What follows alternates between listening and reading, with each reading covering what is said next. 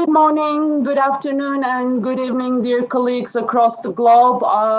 This is Gülüm. We're calling you from New York headquarters today. Our virtual career lab is going to be on competency-based interviews. I'd like to, before we start, could you please write your offices names where you're participating from so that we can get familiar to each other?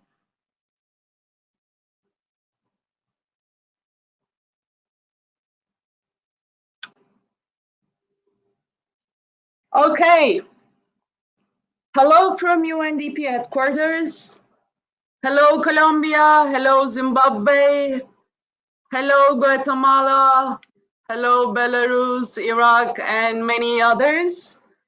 Hello again from New York headquarters, and welcome to our virtual career lab, which is going to be on competency-based interviews today.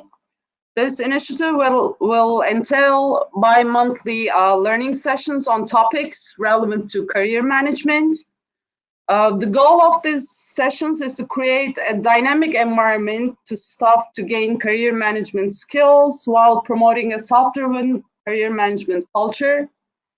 During Age Lab, participants will benefit from the expert advice of professionals from various sectors like academia, private sector, nonprofit organizations, and multilaterals, bilaterals, and such. Participants should also receive a brief pre-activity assignment relevant to the topic covered in each session. You should have those assignments before that session too. And this assignment may be like reading articles, a self-assessment exercise, watching a video, or listening to a podcast. And then they're ready to join the virtual career lab, where they will investigate, analyze, and reflect on the topic. The lab creates an ecosystem of learning by doing. Don't forget, continuous learning is our motto. So if you're ready, I would like to start with introducing myself. I'm Gülüm Eralp. I'm the Human Resources Analyst of Istanbul Regional Hub. I'm currently in New York for a detailed assignment with the Talent Development Unit. And I'll be facilitating this session with my colleagues in here and in Istanbul today. So, dear colleagues, could you please introduce yourselves? Koray? Sure. Hello, everyone. This is Koray Korkmaz. I'm from Istanbul Regional Hub. I'm the Human Resources Associate, and I've been working in UNDP for approximately 3 years now. Before joining UNDP, I have worked as a recruitment specialist in oil and gas industry, and I worked as an HR specialist in aviation industry. Betty? Great. Good morning, good afternoon, and good evening. This is Betty Almonte with the Talent Development Unit. I currently work with the Career Management team. I've been working in UNDP for the past 8 months, and I come from the private sector, working for Thomson Reuters for a few years. Happy to have you here this morning from New York headquarters. Now I would like to leave the floor to Betty. She's gonna tell you a little more about continuous learning. Great, thank you, Gülüm, for that. Just like Gülüm stated just a few seconds ago, here at the Talent Development Unit, we believe in the continuous learning approach. What do we mean by that? Continuous learning refers to the ongoing development of skills, abilities, and knowledge through different means. And some of those means are the ones that you can see on our monitor at the moment, such as being able to attend social networks, being able to listen to podcasts, and being able to perhaps have an informal chat with a colleague on the elevator. So those are some of the means that we consider to be a continuous learning approach. Continuous learning also refers to the on-job training and experiences that you can perhaps have, such as attending the virtual career lab this morning. So we also want to emphasize that this is an approach to learning in which corporate resources expectations, and culture encourages employees to continuously learn through their own tenure within the organization. Continuous learning requires learning and development organizations to rethink the type of learning they deliver, how they deliver them, and how resources are allocated. When we say continuous, we mean that traditional courses are no longer seen as the basic building block of learning. Rather, coursework is combined with several other elements that enable and encourage employees in many ways. So just like we said earlier, continuous learning is easy and fun to do. Let's move on. Talking and continue to talk about building effective career partnerships. What we do here is we would like to provide a brief description on how these career partnerships are conceptualized and how we at UNDP can leverage this model to foster career development for staff. So as you can see from our monitor at the moment, the employee owns their own career development conversation. You need to be open about your career aspiration and goals and identify those skills and experiences you may need to advance in your career. So in other words, in your career, 90% of the responsibility relies on you, the employee. You become the pilot of your own career journey at UNDP, and it's something that we like to get across and we strongly believe here in the Talent Development Unit. What are some of the responsibilities that lies on your manager? Those will be help the employee expand in their internal networks, help the employees evaluate and communicate with their employability, be transparent about career development or opportunities, but also be focused on the employees and on their experiences. So in other words, again, the key message here is that you are the owner and you are the one to take charge for your career journey here at UNDP.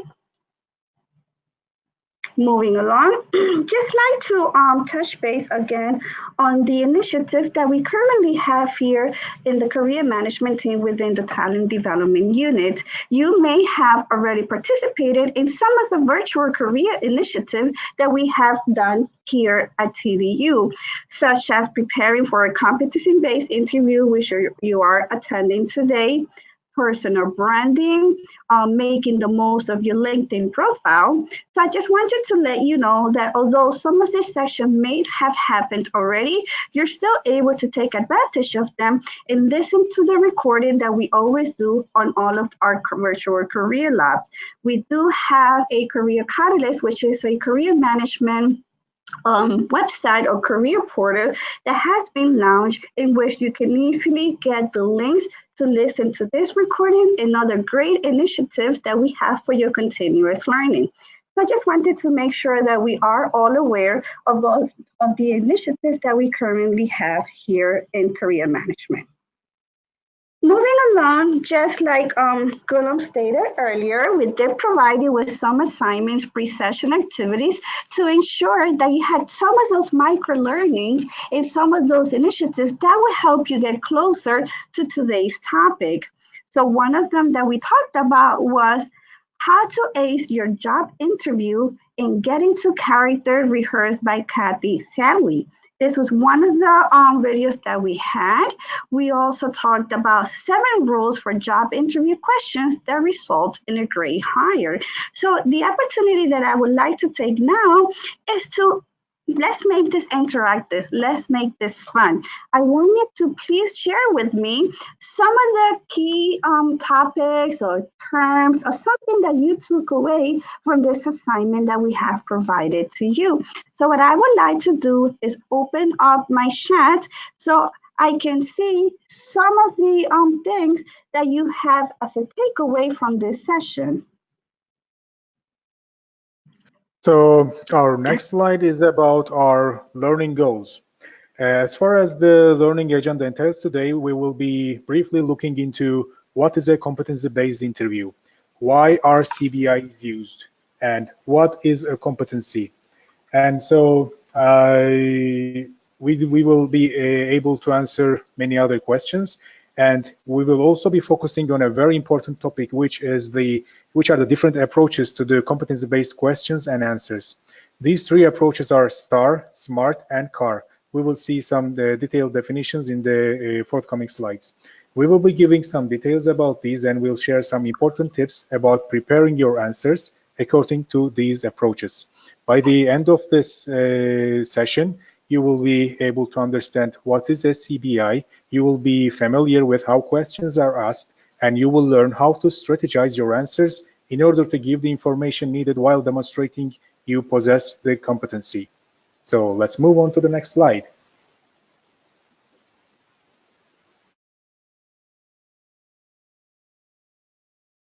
Okay, Koray? Thank you, Koray. We'll continue on describing what is a competency-based interview. And as you know, competency-based interviews, also known as behavioral interviewing, is a structured interviewing method where interviewees are asked to share examples from their past or present experiences to describe their behavior in particular situations. That is the hardest part of the interview, right? And if you can look at the example in the picture, it's like the panel members are trying to view together a potential profile of how you would behave in the position that you might get. So what do competency-based interviews look like at UNDP, which is the most critical part to us, both for the employers, employees, and the HR staff?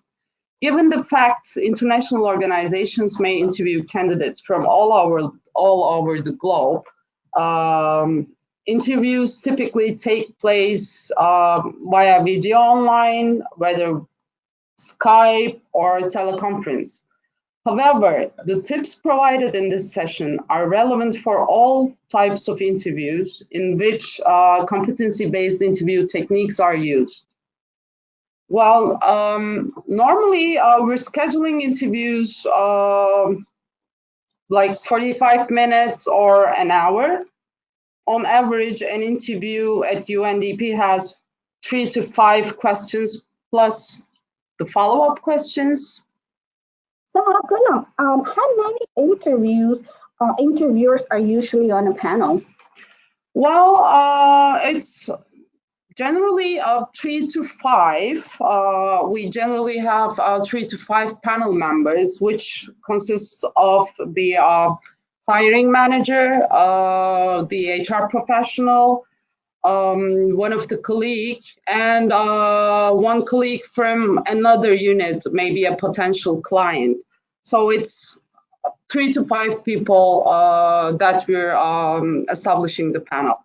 Thank you. Okay, if you can go back to the questions, we normally have 3 to 5 questions, 3 to 5 competency-based questions, plus the follow-up questions. However, in other organizations, this may differ, like interviews may have up to 10, 12 questions. Well, international organizations such as UNDP tend to use panel interviews to assess candidates for positions, including fixed-term or temporary positions. Many organizations may also use this type of interviews for consultancies and other types of opportunities. We are also using these interviews for service contract as well.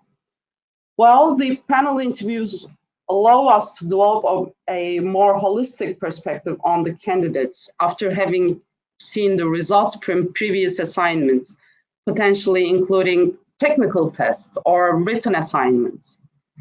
Multiple staff members may take turns asking questions on a panel interview, and these panels, as I already mentioned to you, Betty, typically consist of the hiring manager, who is likely your potential future supervisor or someone above him or her, a technical expert who could be a potential coworker, a colleague who understands your area of expertise or an area of expertise that is relevant to your job, an HR representative who is there to facilitate the process, ascertain the process is fair and consistent with your rules and regulations, and mostly a representative from another department who may be a potential client or even someone from another UN organization.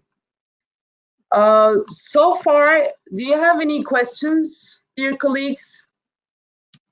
If you do, please do not hesitate to ask. Great. But I do have a question. Correct. What is a competency? Well, competency, as for our official definition states, it's a combination of skills, attributes, and behaviors that is directly related to successful performance of a job. So while evaluating a candidate, we focus on competencies rather than skills, as the skills give us the what, but don't give us the how. So, for example, how does an individual perform a job successfully?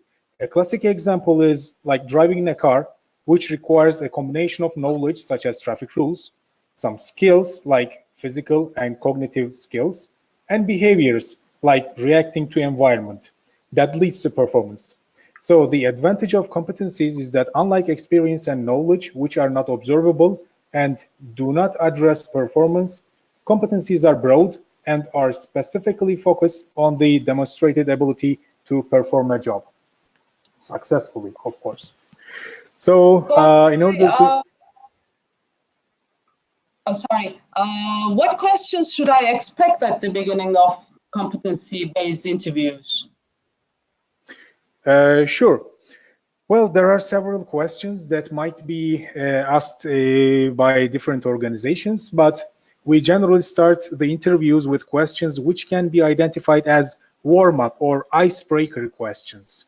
So these questions are used to assess the motivation of the candidate and to understand whether the candidate thinks they are the perfect fit for the related post. Please keep in mind that this question is also a very good opportunity to pitch yourself and let the panel members know you better. So at this stage, it is crucial for candidates to know the details of the terms of reference and the organization that they are applying to. The typical questions you may be asked at UNDP, I mean, from our own interviews, like, please tell us what interests you about this opportunity, or what do you think are the skills and talents you'd bring to this position? Like, you may also... Why do you think you're a suitable candidate for this position? Exactly, exactly. There are many other options, like some organizations may ask, what do you know about our organization directly? So you must be precise, be very clear, and an average answer should be around 90 seconds to a maximum of a few minutes, as this part will not be the major part of the interview. So Perfect. Thank you for that great explanation, Karai. So moving along to you again, if you can please tell us, why do we use competencies? well, these competencies are pretty crucial, as I mentioned before, and past behavior is the best predictor of the future behavior. So competency frameworks are used throughout the UN system, as well as in many government and private sector organizations. These competencies enable the staff of an organization to have a clear understanding of the behaviors to be exhibited and the levels of performance expected in order to achieve the organizational results. They also provide the individual an indication of the behaviors and actions that will be valued, recognized, and rewarded. So using a competency framework enables organizations such as UNDP to successfully align its staff skills, capabilities, and knowledge with our organizational priorities, resulting in business improvement and efficiencies. Other than these, please note that this is the best structured method, and it is very objective, as we can compare the candidates and evaluate their fit for the job. So let's move on to how our competency is assessed. well, we have three ways to assess the competencies on the competency-based interviews. We have SMART, we have STAR, and we have CAR. What does SMART stands for? SMART stands for situation, mission, action, result, and teachability. STAR stands for situation, task, action, and result. And CAR stands for context, action, and result. I mean, there are multiple ways to assess the competencies, but we're mostly using the SMART as an example. So feel free to select the one that best fits your style. Since we're using SMART, let's go through SMART. What is a situation? Situation is what was the specific event or task.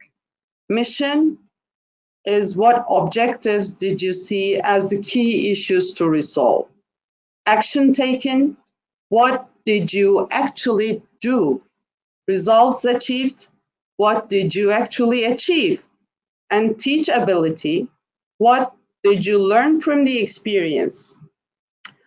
Colleagues, as you already know, it's important to structure your answers, which are your past, present experiences, examples from your past and present experiences, with using the SMART method in order to be more concise, clear, and to the point.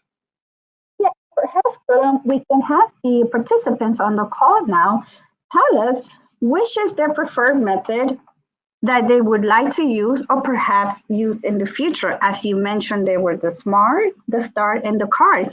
If you can share with us, what would be some of those that you would like to use in the future? That would be great so we can start getting to know a little bit more about you.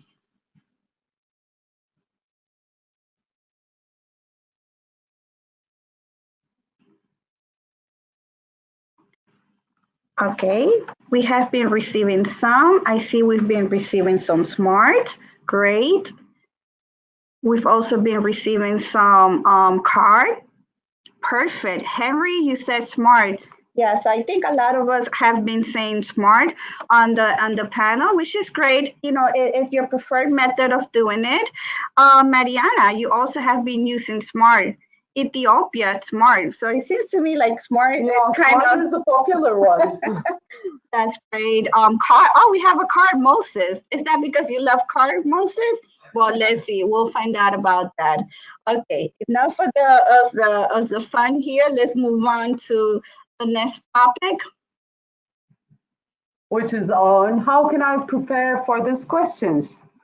Well, the best way to prepare in advance for competency-based interviews is becoming familiar with the competencies required by the role and the organization, as well as the key functions and results expected as shown in the job description, which means please read, get familiarized to the job description. It is so important to read the job description carefully in order to prepare yourself and try to come up with examples.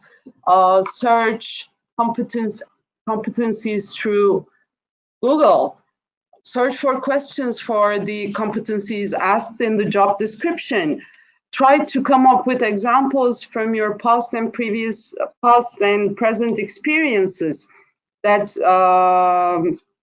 for the interview questions that you can find through online. As you know, we have 5 core competencies and we have functional technical competencies. So the leadership, innovation, people management, communication, and delivery are the core competencies that UNDP is working on. Not all competencies are the same for all positions advertised. So it's important to you to check the job descriptions carefully to understand which competencies might be assessed. You should also read the detailed competency framework and check the levels of competency proficiencies document on the UNDP intranet. You can find questions that might help you with your interview. But the most important, again, I'm repeating it, most important thing is to read the job description carefully. Great. So now thinking about impact, Golam, can you please tell us a little bit about what was the impact or what was your impact with regards to competency-based interview? Maybe, I mean, I can say that we understand that different cultures and different individuals may present different styles of talking about achievements and highlighting their accomplishments. However, when you're interviewing for a job, particularly one based on competencies, it's important to highlight your own contributions to the organization. Teamwork is important, but what was your role? Make it easier to the interviewer to assess your impact. We know, I mean, we're all team workers. It is the most critical thing if you're working in an international nonprofit organization like UNDP. But please, please focus on your roles, your achievements, your impacts on the answers that you're providing to the interviewers. Great. And now let's start thinking about communication overall. Perhaps you could write, you can give us some sample questions that we can think about when we talk about communication. Absolutely. So, as Gülüm mentioned, communication is one of our core competencies, and it is one of the most important and most common competency in any competency framework. Depending on the characteristics of the job, there are several questions. For example, can you give me an example of when you had to explain something difficult to someone who did not have your background or knowledge? And as a small tip, this is one of the most popular ones. So another question can be, tell me about a time when it was important to involve someone in a conversation. So if the position is an administrative post, it might be like, what kind of correspondence have you had to prepare in the past? Or if a person will need to address some audience, then you might ask like, what experience have you had speaking formally in front of others? So while evaluating your competencies, we are always looking for positive and negative indicators. So Correct. What can you tell us a little bit about those positive indicators that perhaps one should look after when on an interview? sure, there are several of them, but the most significant ones is can the candidate speak and write clearly and effectively? Does he or she listen to others, correctly interprets messages from others, and responds appropriately? Or does the candidate ask questions to clarify and exhibit interest in having a two-way communication? It's a dialogue. So does the candidate tailor language, tone, and style and format to match the audience? And whether the candidate demonstrates openness in sharing information and keeping people informed. These are the most popular positive indicators.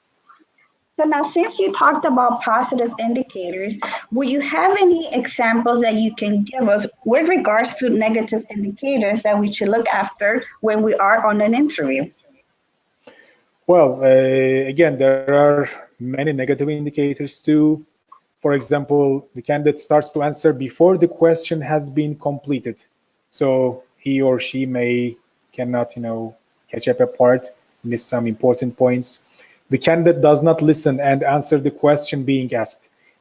I am facing this many times. The candidate starts speaking about something else rather than focusing on the core question itself. Candidate can give an answer that they have prepared, whether it's relevant or not. Candidate can talk about we, not I. So he or she may lack confidence when talking, or may use inappropriate language, or may tend to stick to one style of communication, or may not be able to express himself or herself clearly, or can lose attention. So these are the negative indicators that are the most common ones that I see during the interviews. Great. Thank you for that, Koray. So can you please tell us about any successes or any times when things did not go smoothly and how you cope with this? So we can hear about successes. Also, we want to hear about the times when things didn't go very smoothly and how the person has coped with it. In everyday working life, difficult situations arise, and it's how you cope with them and what you learn from them is the important part, as it has been mentioned before. So another example of a common competency, as you mentioned, used by other employers may be a conflict management. So these conflicts can be seen as opportunities. If a candidate can read the situation quickly, is good at focusing on listening, can hammer out tough agreements and settle disputes equitably, or can find common ground, get cooperation with minimum noise. So these are very important parts. So in work situations with stress, and particularly the higher up the ladder you go, and the more decision making you are involved in, there are bound to be times when not everyone agrees.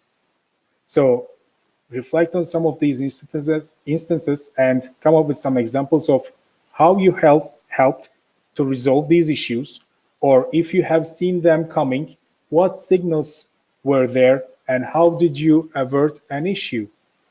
So we can actually see some examples about these.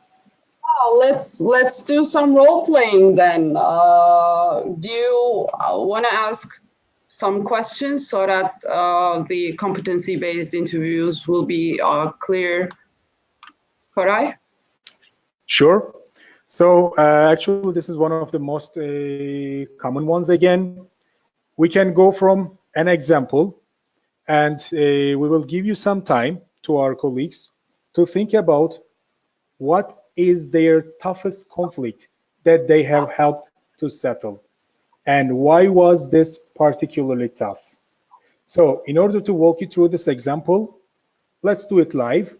Please get a pencil and a pen, or and a piece of paper maybe. So take down some notes, and we will give you some time, and let's walk through it all together.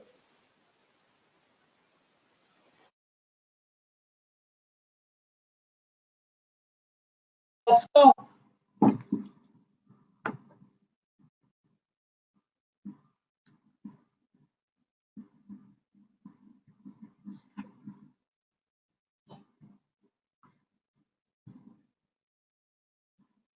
So at this point in time, you should be identifying this example for yourself and think through and answer this question. What was the specific or event or task in the situation that you were in? I'd like to see perhaps some of, if you would like to share those with us, we can read it out loud so that we can all benefit from your questions or your answers or suggestions. This way we can make it more interactive with you. And these questions will be based on SMART. So when you're answering the questions, think about that.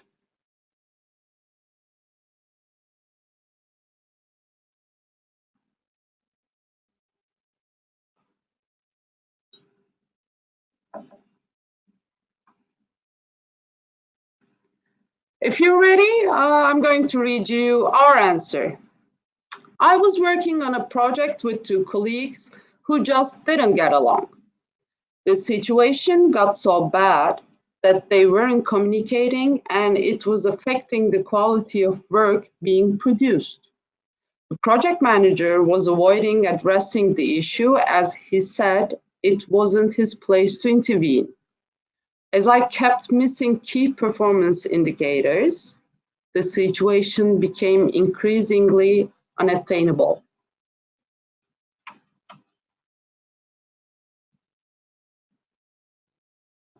So moving on to the next slide, we can see the mission part of our SMART approach.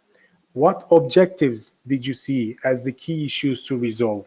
So please note down about your experience for a few seconds, then we will share our own example.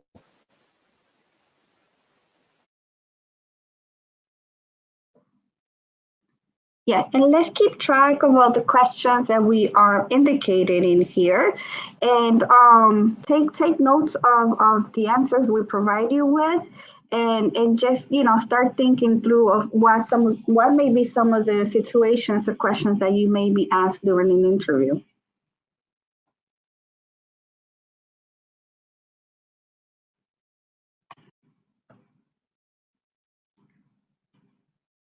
So if you're ready, here is our answer to mission.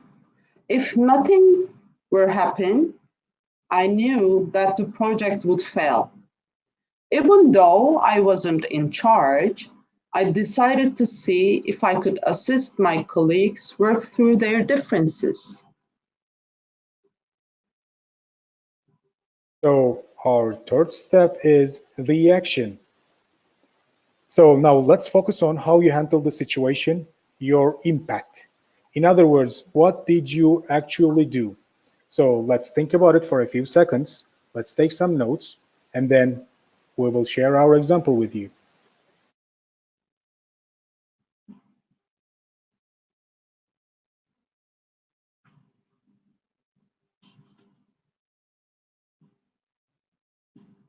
Let's read our example. The first thing that I did was to speak to each of my colleagues alone over coffee. I wanted to see if they would open up to me and reveal the cause of the tension. I found out that both felt that the other was not pulling their weight. Both resent having to pick up the extra work. And after this, I reviewed the project management plan. I noticed that some of our team's roles and responsibilities were not clearly defined. I created a revised plan and submitted to the project manager for consideration. Once the project manager had agreed to the changes, I asked him to call a clear the air meeting where new roles and responsibilities could be discussed. So after our example, our fourth step comes. It's results. In these type of questions, you also want to provide the interviews with an idea of how the situation was resolved. In your own example, what did you actually achieve by the end of these steps? So please think about a few seconds, take some notes, and we will share our example again.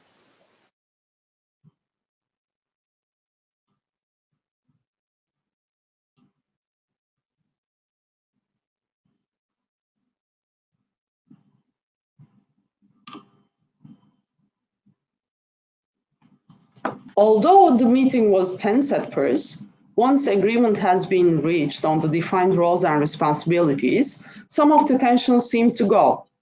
The next day, I invited the whole team for lunch, and we slowly started to get along better as a unit. The pair who had not got along previously even managed to say a few words to one another. Over the next few weeks, the early phases of a new working relationship started to develop for the team. While it's still not as strong as it could be, they're communicating regularly, which is helping the team get back on track and meet their KPIs. So our next step and final step is teachability. It is important to show the panel members that you have been able to learn from this experience and potentially transfer this experience to other areas of your life. Thinking about your own example, what did you learn from this experience? So let's see what our example is. The experience has taught me the importance of having clearly defined roles and responsibilities in a team's project plan.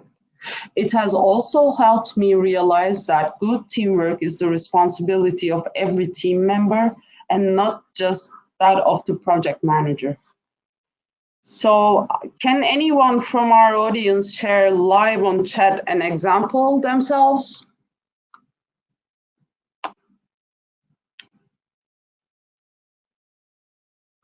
Give you another 30 seconds. Yeah. Let's think through and really start thinking about what are some of those teachability experiences that you have taken and you would like to share with us.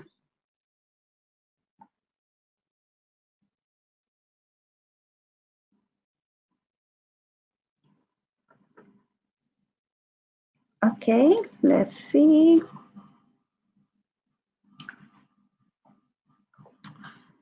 Okay, the team spirit is very important. Thank you for sharing that with us, Lillian. Anything else anybody else would like to share with us at the moment? I see some of you are talking about communication. Yes, communication is very important. It's something that would help us get through any situation or any confrontation that we may have with our team members. We getting another one from Henry. He says clarification of role and communication among staff. So communication seems to be becoming another popular one that we see here. Anybody else? Any other thoughts or things that you might find that could be teachable from your own experiences? Developing relationship skill is essential for work. I agree with you, Sandra. Thank you for sharing this with us. Let's see, any other volunteers? We have 118 of you.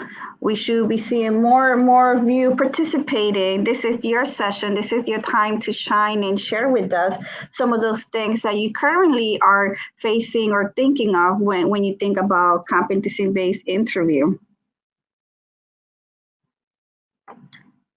Okay, again, he went back to communication. It's another one that we see here on the chat. Thank you for those of you who have been commenting on our chat. Okay, great. So now let's move on. Thank you again for sharing your experiences. So now what we'll do now is that, Koray, since you are our guest speaker from our Istanbul office, country office, regional hub, why don't you tell us a little bit about your perspective? What are some of the things you sort of face when you are on a competency-based interview, and some of the takeaways you wish the participants would like to take with them from today's session? So basically, for the competency-based interviews, the most crucial part from my side is the preparation phase. Before attending an interview, you have to know yourself, your environment, and the other party, which will give you a distinct advantage if you know all of these. We all read the terms of reference before applying to a job, right? So from that terms of reference, we can see the roles and responsibilities as well as the competencies. So we should try to find relevant examples from our background that will match with the TOR. Every job is different, so there is no one-size-fits-all solution for interview preparation. You should make a research about the organization and learn about their objectives. Also, you should make a research about the team that you apply for, and most of this information is available online from like even LinkedIn. The answers should be relevant for the questions, and they should be structured and must be short enough to keep attention and long enough to cover all the points in the question. An average of like 3 minutes is ideal for an answer.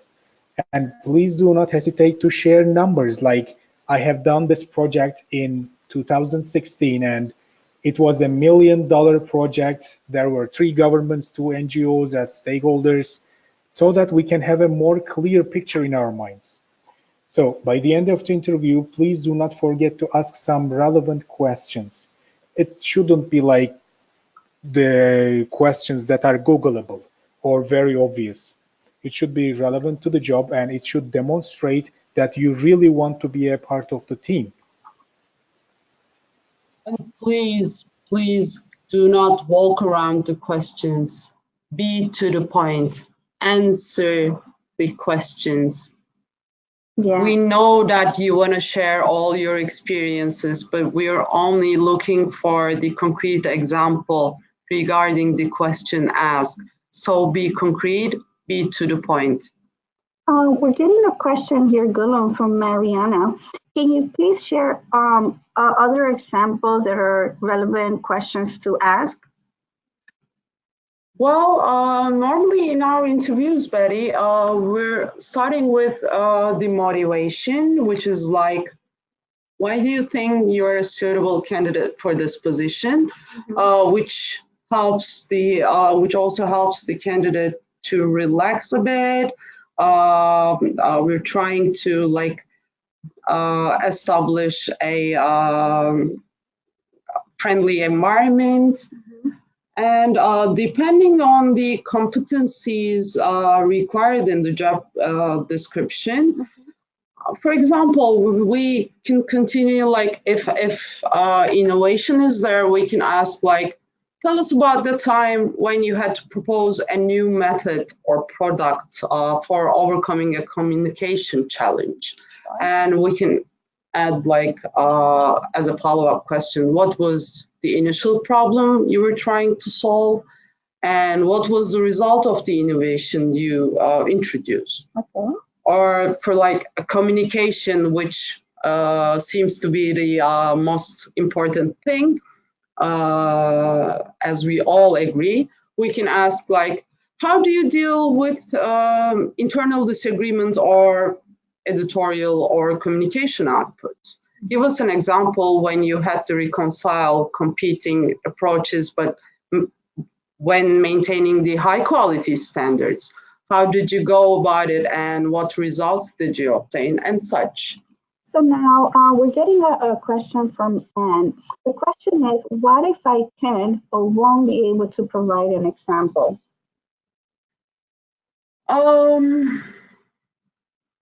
Well, it's just think about anything. It cannot, I mean, it shouldn't be from your professional background. You can provide examples from your daily life as well, since we're having, like, for example, if you don't have any disputes with a colleague in the office, you must have some dispute with a person that you're in contact in your private life. You can give that as an example too, or you can find any examples to any questions. Just be innovative. Just think about everything, not focus on your specific work that you have done or that you have been doing. Focus on yourself so that you can come up with concrete examples. Perfect. Thank you for that, Gunan. I do have another here question or concern from Kevin. He says that he was told before that he should not ask questions at the end. He says the panel is tired and has probably many other candidates. What do you think about this? Is that not artificially any longer? What do you think about not asking questions at the end? What's your suggestion? Kevin, in fact, as an HR professional, I don't agree with that because it is important to clear the mind of the candidate, the interviewee. So you should be asking questions if you have any at the end of the interview panel. It's just like, do not push yourself to ask questions, but if you do really have questions, if you do need any clarification, if you do need any additional information, you should be asking that question. It is your right to get the answers from the panel who are the responsible party during the interview. Yeah, thank you for that, Gulam. Sometimes I feel the same. So thank you for clarifying this. Okay, so if there aren't any other questions with regards to this topic, so Gulam, what I would love to hear from you now is some of the things that we should not do when we are on a competency-based interview. We walked through how to respond to the interview questions, showed what you could do to improve your chances of telling a coherent and relevant story about yourself. Well, yeah, it's important also to talk about what should not do. So please take note of this one because we will need this. We all need this advice from our colleague Gulam. As I told earlier, we're working on a team environment. Team working is so crucial. But the most important thing in the competency-based interviews is you. Just focus on your own contributions to the team that you have worked or that you have been working. Focus on your own contributions. Highlight your own contributions. Assume everyone in the room has the same technical, do not assume everyone in the room has the same technical knowledge. I am, for example, I might be knowledgeable on HR, but Betty might be knowledgeable on, I don't know, any programmatic.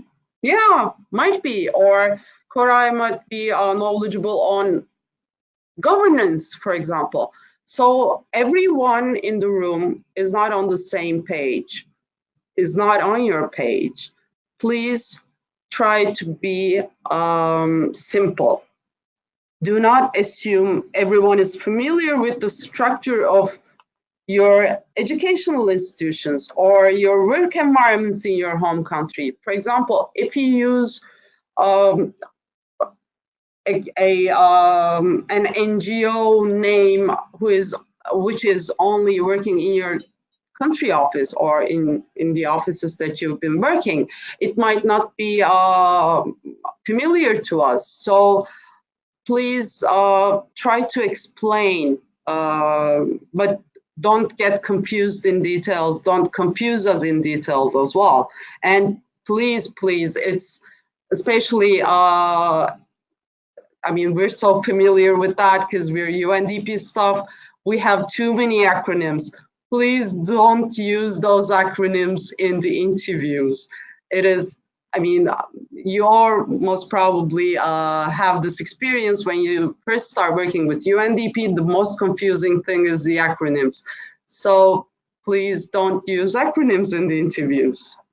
Great. So we have been getting more questions, Gulam, popular here. Yeah. One is that I have from Anne, and how do you handle an aggressive interviewer? Well, Anne, in fact, yes, we have such interviews that we're digging we can be aggressive and digging the experience of the interviewee. But the only reason on that one is to get the correct answer and get the correct notes and handle the interview in a more fair way. Because if you can see that the person has the knowledge and the experience, but is not structured enough or cannot explain himself or herself well enough, we can dig the question, dig the employee's experience more so that it can seen as aggressive. Don't think about it like that. It's a positive thing. Try to be concrete. Try to listen to the interviewer so that you can get easily what the panel is asking to you, and try to be concrete. Thank you, Gulam, for that.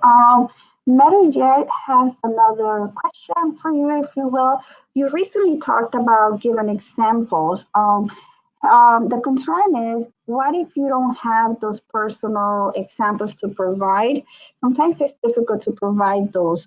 Is it okay to then give personal answers? Well, I think I've already answered that. Something that happened outside of work? Yeah, I've already answered that, but it's, for me personally, as an HR professional, it's totally fine to provide answers which are coherent to the question that you're answering. If that is relevant, if the question is not work specific, if it's not a technical question, yes, And you can, if you can structure it correctly, I think, yes, you can give it from your personal life. If you don't have any examples from your professional life, please do use the examples in your personal life. And think about SMART. Structure your answers as per SMART. So yes, you can give it, Kevin. Okay. Yeah, and like he says, you don't want to come across as having a weakness, but I think by following Golub's, advices and guidance, I think we'll be able to come through. Just want to add one thing. It is always good to answer a question than not answering it, or then walking around the question. So if you have concrete examples from your personal life, please do use that example. It is always better than not answering the question. I have a very good question from Mariana, because sometimes I get this question myself too. Is it a good idea to take notes during an interview? Is this well regarded? Yeah, it is. I mean, well, the interviewers are as human beings. I mean, I want to give an example from myself. I am the panel member in many of the interviews as an HR professional. But to get this job, I was an interviewee as well. So just think, I mean, I went through those steps as well. It is, you're right, to have a pen and a notebook and take notes. Yes, you can do it. It's well regarded. It's nothing to take it badly. So if you need it, do it. Yeah. Thank you for that, Gulam.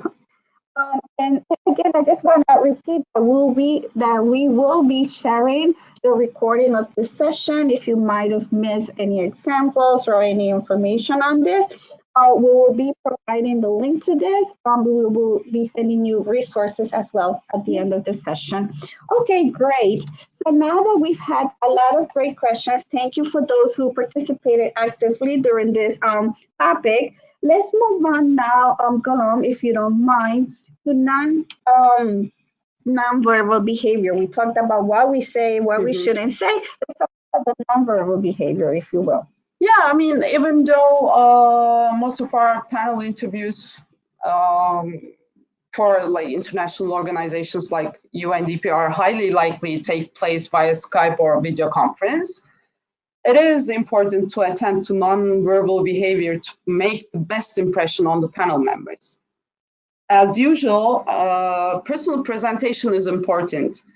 Dress as you're attending the interview in person. Do not sit on the computer if it's a video Skype or if it's a Skype interview with your pajamas, because you will never know when they will ask you to open up your video camera. I mean, I guess you don't want to be catched up with your pajamas, right? So dress up properly, guys. Position yourself and maintain appropriate posture. It's important to show your self-confidence. Eye contact with the camera. You don't have to be one-to-one or in a face-to-face interview to make the eye contact with the interviewers. You will be looking at a large screen and will be able to gauge your interactions as you were in the room. And don't worry, you will also be able to see the interview panel members, which is also important for the interaction. So it will be like a conversation. Just act as you are on a face-to-face interview. So now, Gulam, as you know, most of us, English is not our first language or our native language. So what advice can you give us around that? Well, the most important thing is that we have a lot of nationalities working across the globe in UNDP. And the number of native speakers, I mean, the number of non-native English speakers are higher than the native ones. So the important thing to remember is to speak clearly and calmly, and providing structured examples. The panel members are not here to ask you tricky questions. As I've told you before, our goal is to collect information. That's why we're digging your examples. We want to get as much as we can from your experiences to see if you're fit for the role.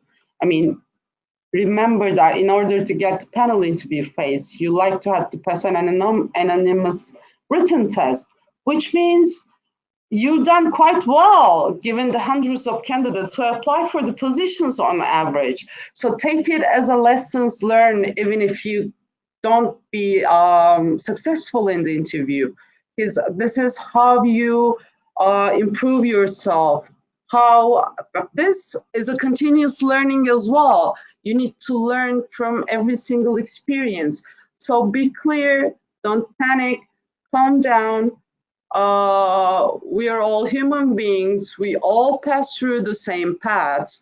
You're successful enough to make it through the interview. So enjoy it as much as you can. Thank you.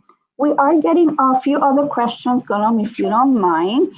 Since we're talking about the nonverbal, with regards to the camera, the question from Mariana says, I was once told that it's important to have the camera of the computer at your eye level rather than looking from your waist up.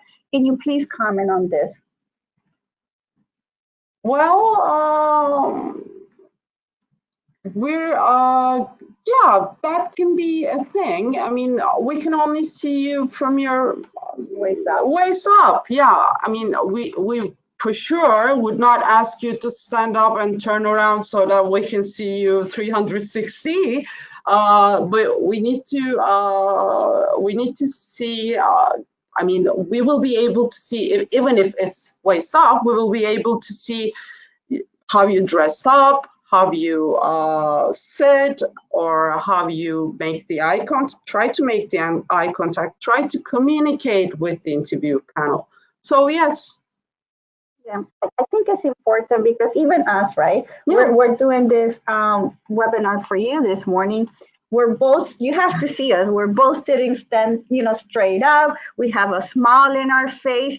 And that's one thing to remember, right? Because although people cannot see your smile as you speak, that gets projected through the call, and people can notice your enthusiasm, that you're happy, that you're confident, and all that comes across. And I hope that's coming across to you now based on the presentation we're doing with you. So these are some of the things you have to think through when you're sitting in front of your camera, or perhaps not even having a camera.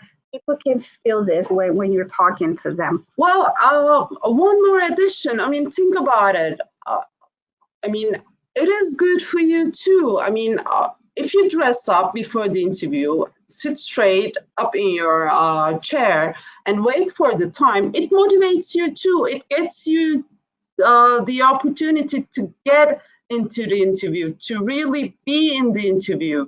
And think about the opposite. If you don't care about it, if you don't care about getting that job, you won't be wearing your suit or whatever you want to wear in the interview. You will be with your pajamas, and you will not be, I mean, taking care of it.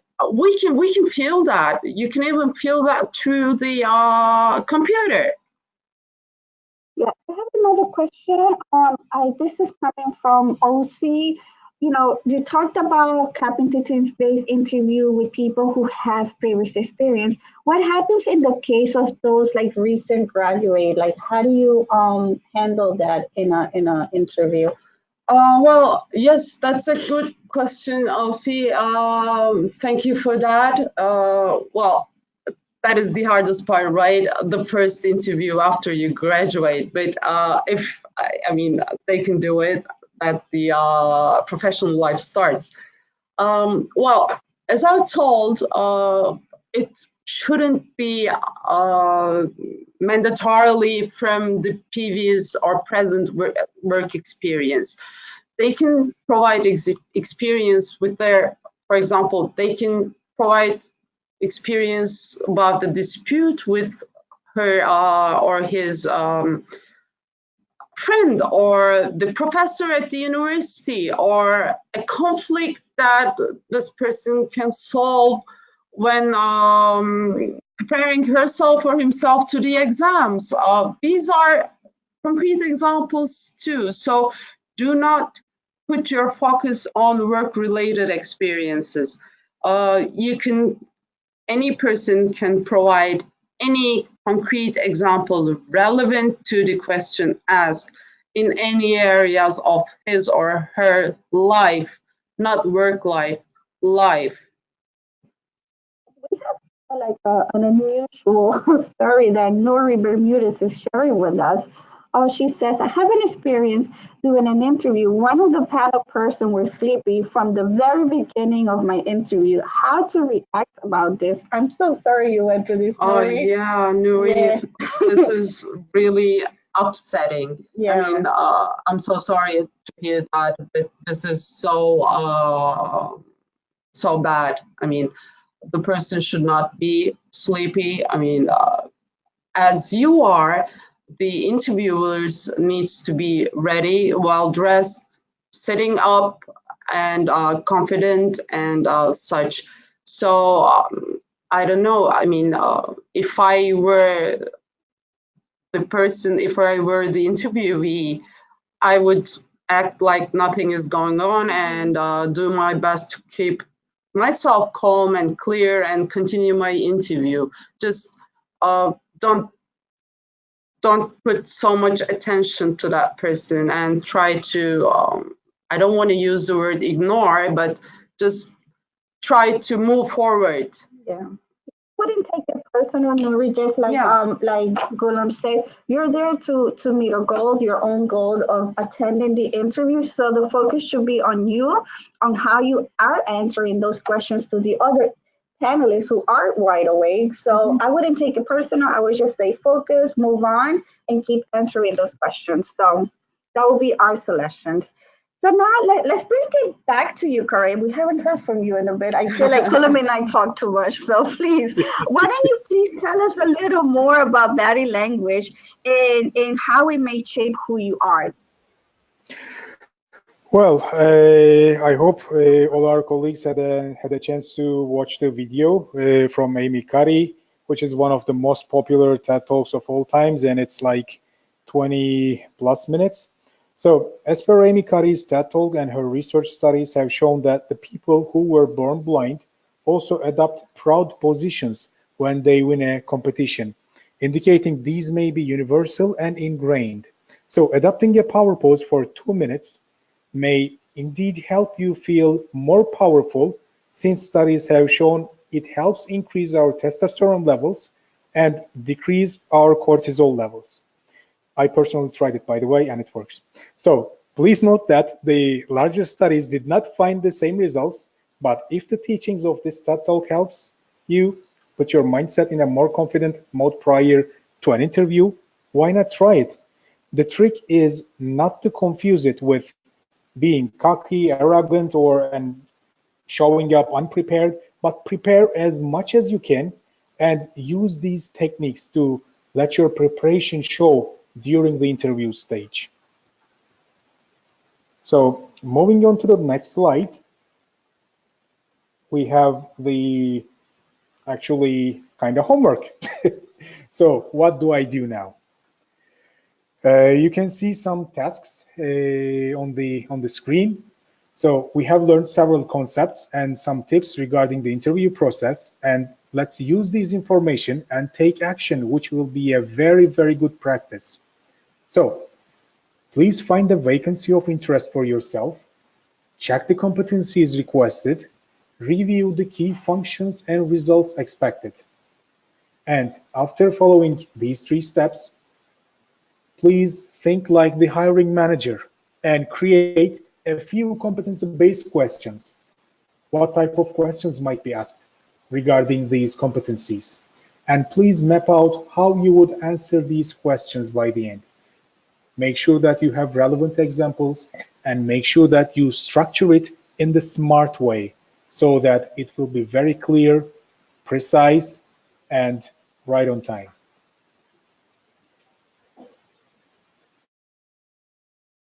Thank you, Karai, for that. We're coming towards the end of our presentation today. This is your time to perhaps ask those questions that you were not thinking of at the beginning, but now you are. Feel free to send us any questions that you may want to or comments that you may want to share with us at the moment, or anything specific that you may have for either Guillaume or Corey in today's presentation.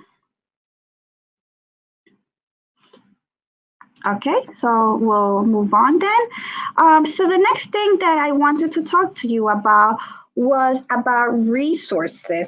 So regarding your own example and situation, how would you answer these questions? What objectives did you see as the key issues to resolve?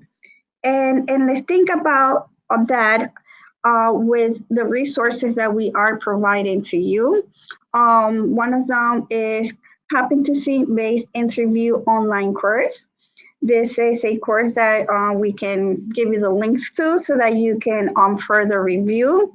We also have the UNDP Core Competency Framework. We also have the ISC Professional Interview Skills page. So these resources that I have here for you, what I'm going to do at the end of this session, I will send you the links for these resources so that you can further review them and further enhance your development that you've got from us today. Betty, what about telling a little more about your Talent Development Center? Yes, thank you for asking that, Guillaume.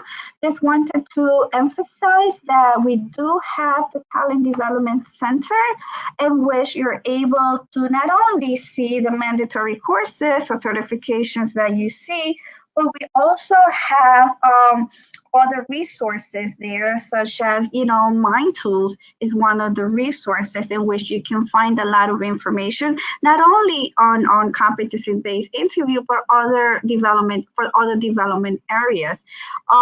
We would also see in here, as you can see in catalog, there is something else called web-based training, which we have other information in here. So please, we encourage you to do that. We also have the Talent Development Hub, in which we also share a lot of our talent development news and initiative programs and certificates that we currently work on. And like I said earlier, we also have the Career Catalyst, which is the career management portal in which you were able to find not only a recording for today's virtual career lab, but as well as the other recordings that we've had in the past few months.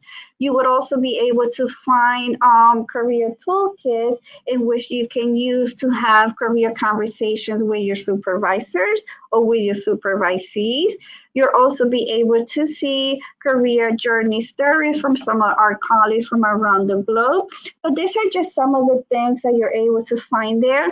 I will be sending the direct link to the Talent Development Hub, in which you can navigate to find all the great initiatives that we so passionately work for you. So just want to make sure that we mention that before we move on. The next thing that I'd like to talk about is our Learning at UNDP newsletter.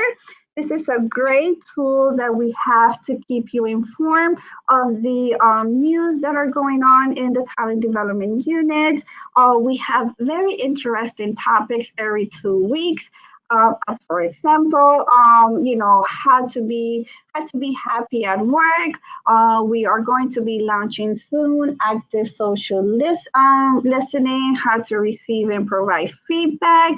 How to brand yourself. There you go. How to brand yourself. So we do encourage you to read our newsletters. We provide resources in French and Spanish. We also provide you with additional readings. And we also provide you with videos of our people that we work with every day and giving us advice on career journeys and career stories. And they're just so much fun to look at. And I definitely encourage you to use it and to share it with your colleagues as well. Okay, let's see. So we have officially come to the end of our virtual career lab. I am very happy to see that we have so many participants asking those burning questions perhaps that they had, or even sharing their own experiences like Nuri did with us this morning today from headquarters. So on my end, I would like to say thank you very much for joining us this morning. And I wanted to now pass it on to Gulam and Karai so they can say their goodbyes as well. Thank you very much all for your active participation to the competency-based interviews virtual career lab. Hope to meet again in another session. And so keep on learning. Thank you. Thank you very much, everyone, and have a great day. Good evening and good afternoon to the rest of you around the world. Thank you for joining. Bye. Bye.